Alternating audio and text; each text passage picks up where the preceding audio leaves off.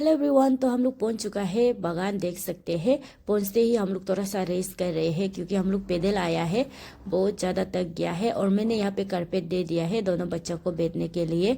बहुत फ्रेश है, देख सकते हैं। और हम लोग खाना सब्जी भी लेके आया है क्योंकि हम लोग आज होल डे यहाँ में ही बिताएगा, शाम को ही जाएगा हम लोग, इसके लिए रोस्टिंग भी करेगा। चिकन भी लेके आया है। और ये है पोयुक, देख सकते हैं ये नया से बनाया है। हम जब गया साल आया था तो ये बहुत पुराना था, मैं भी अभी देख रही हूँ।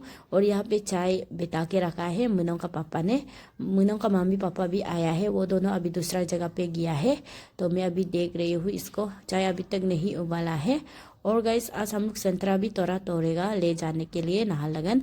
और यहाँ पे एक मिथुन का बच्चा भी है, देखो। और गाइस आज मुझे यहाँ पे आके बहुत ही ज्यादा अच्छा लग रहा है, जगह भी बहुत ही फ्रेश है, शांति है। तो आज दिन भर यहाँ पे ही बिताएगा हम लोग। तो चलिए नेक्स्ट पार्ट में आप सभी से मिलती हूँ, अभी के लिए इतना ही, bye, thank you for watching.